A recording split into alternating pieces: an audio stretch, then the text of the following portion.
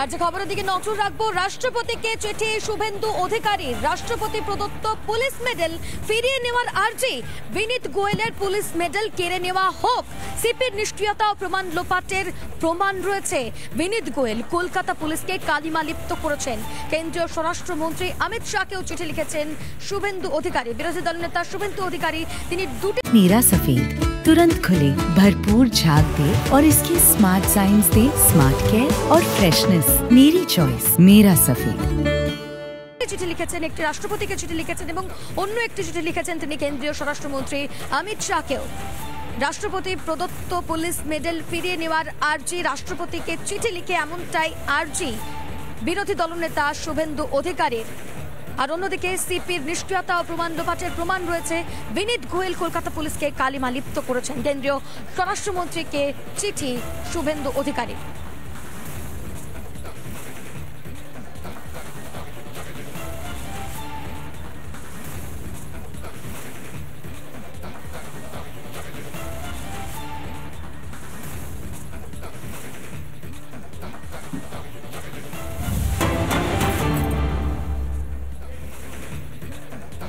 পাশাপাশি যে খবরের দিকে নজর রাখবো, রাত দখল কর্মসূচিতে উত্তেজনা। পুলিশের সঙ্গে বাক বিতণ্ডায় জড়িয়ে পড়ে প্রতিবাদীরা।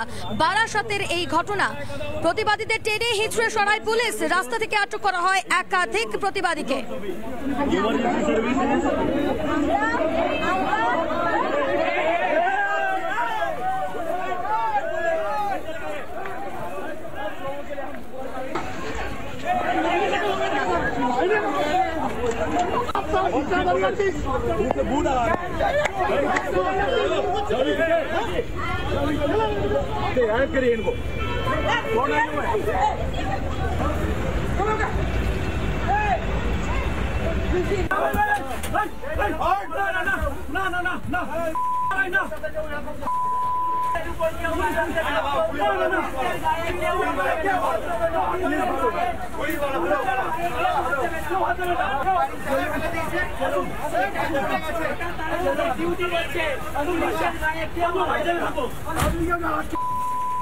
বারাসাতে আমাদেরকে পুলিশ অ্যারেস্ট করলো, প্রত্যেকের আমি নিজে পুলিশ লাঠি খাইছি,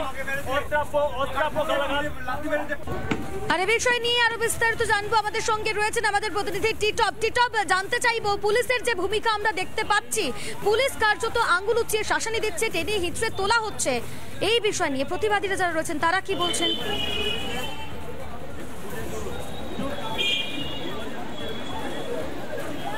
দেখো, একদম তাই। গতকাল রাতে অবহেলার জন্য প্রতিবাদে কিন্তু গোটা রাজ্য তোলপাড় ছিল। প্রত্যেকে রাত জাগো কর্মসূচিতে অংশগ্রহণ করেছিলেন, পুরুষ মহিলা প্রত্যেকেই। সেই রকম কিন্তু উত্তর 24 পরগনা বারাসাত, সেখানেও কিন্তু কর্মসূচিতে অংশগ্রহণ করেন।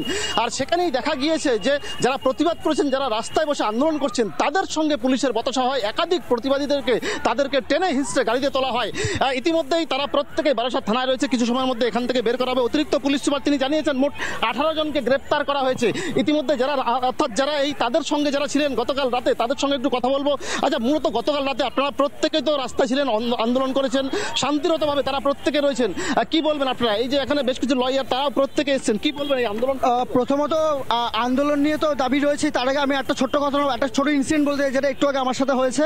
কালকে আমি আন্দোলনে ছিলাম, কিন্তু কালকে আমাকে অ্যারেস্ট করা হয়নি। আজকে সকালে যখন আমি ব্যাপারটা জানতে পারি, আমি যখন থানার সামনে আসি, তারপরেও বেশ কিছুক্ষণ বাড়ি ছিলাম, আমাকে হঠাৎ করে থানা থেকে ডাকা হয়, বলে যে আমার সাথে কথা বলতে চায়। আমি যখন যাই ভিতরে, আমার ফোন নিয়ে নেওয়া হয়, আমাকে অকথ্য ভাষায় গালিগালাজ দেওয়া হয়। এবং গতকালকের আমাদের যে অবস্থা, শান্তিপূর্ণ অবস্থানের যত ভিডিও ছিল সব ডিলিট করানো হয়, ফেসবুক লাইভ ডিলিট করানো হয়, আমার গ্যালারি থেকে ডিলিট করানো হয়। এবং শুধু আমি না, ওখানে ভিতরে রয়েছে অ্যারেস্ট সৌরভ দে, তার ফোনও আমার সামনে থেকে সমস্ত কিছু। আন্দোলন করেছিলেন বসে, তাহলে পুলিশ কেন? এটাই তো আমাদেরও জিজ্ঞাসা দাদা। আমাদের যদি আপনি কোনো ভিডিও দেখেন, কোনো সব জায়গায় আমরা এঁকেছি, আমরা গান গেয়েছি, আমরা নেচেছি, আমরা স্লোগান দিয়েছি, এর বেশি আমরা কিচ্ছু করিনি। আমরা অ্যাম্বুলেন্স থেকে শুরু করে যাদের যাদের জরুরি অবস্থা বাড়ি যাওয়ার আছে, তাদের রাস্তা আমরা করে দিয়েছি। আপনারা যদি কালকে কোনো ভিডিওতে দেখেন, আমরা এমন কোনো কিছু করিনি যার জন্য সাধারণ কষ্টে পায়। আমরা সাধারণের জন্য, আমরা নিজেরা সাধারণ হয়ে কালকে রাস্তায় নেমেছিলাম, যাদের কিনা আমরা এই অন্যায়ের প্রতিবাদটা জানাতেই রাস্তায় নেমেছিলাম। কারণ আমাদের ঘরেও সকলের মা বোন রয়েছে। এবং পুলিশ আজকে আমাদেরকে আনএথিক্যালভাবে জোর করে আমাদের ফেসবুক অ্যাকাউন্ট থেকে সমস্ত কিছু ডিলিট করানো হচ্ছে। শুধু সেটা না, আমার এক বন্ধু সে লাইভ করেছিল, আমার ফোন থেকে ফোন করিয়ে তাকে আমাকে দিয়ে পোস্ট ডিলিট করাতে বাধ্য করা হয়েছে। আরো দিদি, আপনারা এই যে অভয়ার জন্য বিচার চেয়ে প্রতিবাদে আপনারা রাস্তা আন্দোলন করছেন, অবস্থান বিক্ষোভ করছেন, বিভিন্ন জায়গায় প্রতিবাদ করছেন, অথচ একের পর এক অভিযোগ পুলিশের ভূমিকা নিয়ে কার্যত প্রশ্ন তুলছেন প্রতিবাদীরা। আপাতত তোমাকে ধন্যবাদ টিটপ আমাদের সঙ্গে থাকার জন্য। শান্তিপূর্ণ অবস্থান আমরা করেছিলাম। আমরা বারাসাত 1 নম্বর প্ল্যাটফর্ম থেকে কলোনি মোড় পর্যন্ত একটা মিছিল করে নিয়ে আসি এবং সেখানে আমরা প্রতিবাদ কর্মসূচিটা করি। পুলিশকে ইন্টিমেট করা হয়েছিল, পুলিশে বলছে পুলিশ জানে না হাইওয়ে ব্লক করে। আমরা তো হাইওয়ে ব্লক করে কিছু করিনি, আমরা অ্যাম্বুলেন্স যেতে দিয়েছি, আমরা যেসব প্রয়োজনীয় কাজে যারা যাচ্ছিলেন তাদেরকে আমরা নিজেরা দায়িত্ব নিয়ে তাদেরকে আমরা এসকর্ট করে দিয়েছি। এবার বিষয় হচ্ছে কালকে সারা রাত ধরে যেহেতু রাত দখলের কর্মসূচি ছিল এবং পশ্চিমবঙ্গের বিভিন্ন জায়গায় কিন্তু কালকে রাত দখলের কর্মসূচি হয়েছে, আমরা মহিলারা আমাদের যারা সাথীরা বর্তমানে আছেন থানার ভেতরে তারা কিন্তু সবাই আমরা গান করে আমরা আঁকাআঁকি করে আমরা আমাদের প্রতিবাদটা করছিলাম। সেখানে হঠাৎ করে একটা পুলিশের টিম আসে এবং সেই পুলিশের টিম এসে আমাদের উঠে যেতে বলে। উঠে যাওয়ার এক পর্যায়ে তারা প্রচণ্ড বাকবিতণ্ডা করে এবং আমাদের অসভ্য ভাষায় আমাদের গালাগাল করে, আমাদের বিভিন্ন কুকথা বলা হয় এবং এক পর্যায়ে সেখান থেকে 18 জনকে তারা ডিটেইন করে। তারা পুলিশ আমাদের মহিলাদের উপর কিন্তু লাঠিচার্জ করেছে। সেখানে কিন্তু কোনো মহিলা পুলিশ ছিল না। বর্ণনাই দিচ্ছেন এই মুহূর্তে প্রতিবাদীরা। অবশ্যই এই ছবির দিকে আমাদের আবার নজর থাকবে, অবশ্যই আমরা আবার অভিযোগ শুনবো। আপাতত তোমাকে ধন্যবাদ টিটপ আমাদের সঙ্গে থাকার জন্য। আমরা একবার আপনাদের শোনাই অতিরিক্ত পুলিশ সুপার বারাসাত পুলিশ জেলা স্পর্শনী লাঙ্গে, তিনি কি বলেছেন শুনুন। রাত্রিকে বারাসাতে অনেক রাত দখল প্রোগ্রামগুলো ছিল আর আমাদের এখানে অর্গানাইজার্স যারা এসেছিলেন ওরা প্রায়ার ইন্টিমেশনও দিয়েছিলেন বারাসাত থানাকে। কলোনি মোড়ে প্রোগ্রামটাও ডাকবাংলো যাবেন আর চাপাডালি থেকেও যাবেন, ওখানে প্রোগ্রাম করবেন, তারপরে ডিসপার্স হবে। কিন্তু ওইটা শেষ হওয়ার পরে একটা গ্রুপ রয়ে গেল কলোনি মোড়ে আর উনি ব্লক করে দিয়েছিলেন ন্যাশনাল হাইওয়েটা। তো আমরা ওইটাকেও নিয়ে ওনাকে অনেকবার রিকোয়েস্ট করেছে কিন্তু উনি মানে একদমই কোঅপারেট করেননি এবং এটাও দেখা গেছে কি অনেক ইনটক্সিকেটেড কন্ডিশন ছিলেন, আমরা ওনাকে বেশি বুঝাতেও পারছিল না। তো অলমোস্ট 18 মধ্যে 5 জন মহিলা আছে, তো ওদেরকে we had to file a case over this. NH block করা ছিল মোর দেন 6 আওয়ার্স, তো ওটা করে আমরা কোর্টকে ফরওয়ার্ড করছি।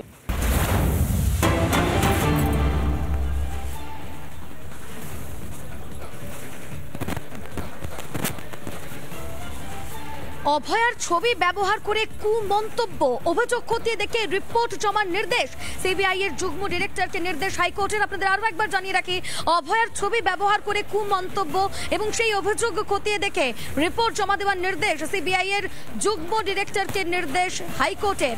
অভয়ার ছবি দিয়ে সোশ্যাল মিডিয়ায় কুমন্তব্য কিছু যুবকের পুলিশের তরফে কোনো পদক্ষেপ নেওয়া হয়নি অভিযোগ তুলে হাইকোর্টে জনস্বার্থ মামলা এক আইনজীবীর। আগামী 18 সেপ্টেম্বর এই মামলার পরবর্তী শুনানি। অভয়ার ছবি ব্যবহার করে কুমন্তব্য এবং সেই অভিযোগ খতিয়ে দেখে রিপোর্ট জমার নির্দেশ সিবিআই এর যুগ্ম ডিরেক্টরকে, এমনটাই নির্দেশ দিয়েছে হাইকোর্ট। অভয়ার ছবি দিয়ে সোশ্যাল মিডিয়ায় কুমন্তব্য কিছু যুবকের পুলিশের তরফে কোনো পদক্ষেপ নেওয়া হয়নি এই অভিযোগ তুলে হাইকোর্টে জনস্বার্থ মামলা এক আইনজীবীর। আগামী 18 সেপ্টেম্বর মামলার পরবর্তী শুনানি। আরো বিস্তারিত জানবো আমাদের প্রতিনিধি প্রিয়াঙ্কা এই মুহূর্তে আমাদের সঙ্গে রয়েছে। প্রিয়াঙ্কা, দেখো ইতিমধ্যে যা উঠে আসছে এই যে মামলা সম্পর্কে ইতিমধ্যেই আমরা রিপাবলিক বাংলার দর্শকদের জানাচ্ছি, সেই ক্ষেত্রে আরজি করে নির্যাতিতার ছবি ব্যবহার করে কুমন্তব্য সিবিআইকে অভিযোগ খতিয়ে দেখে রিপোর্ট দেওয়ার নির্দেশ দেওয়া হলো কলকাতা হাইকোর্টের তরফ থেকে। নির্দেশ দিয়েছেন প্রধান বিচারপতি ডিভিশন বেঞ্চ। এক আইনজীবীর তরফ থেকে হাইকোর্টে একটি জনস্বার্থ মামলায় অভিযোগ করা হয় নির্যাতিতার ছবি ব্যবহার করে ফেসবুকে কুমন্তব্য চালিয়ে যাচ্ছে একদল যুবক। পুলিশ কোনো পদক্ষেপ নিচ্ছে না। প্রধান বিচারপতি অভিযোগ খতিয়ে দেখে বলেন যে এই ধরনের মন্তব্য আপলোড করা হয়েছে সেটা সমাজের কোনো মানুষের কাছে গ্রহণযোগ্য হতে পারে না। এরপরেই নির্দেশ দেন সিবিআই জয়েন্ট ডিরেক্টরকে মামলাকারী অভিযোগগুলি খতিয়ে দেখে রিপোর্ট জমা দিতে হবে। মামলায় অ্যাডিশনাল সলিসিটর জেনারেল স্পষ্টত জানান সিবিআই এর সাইবার অপরাধের জন্য কোনো আলাদা শাখা নেই, তাই কলকাতা পুলিশের সাইবার শাখাকে এই বিষয়ে রিপোর্ট দিতে নির্দেশ দেওয়া হোক। তবে আগামী 18 সেপ্টেম্বর এই মামলাটি পরবর্তী শুনানির জন্য রাখা হয়েছে।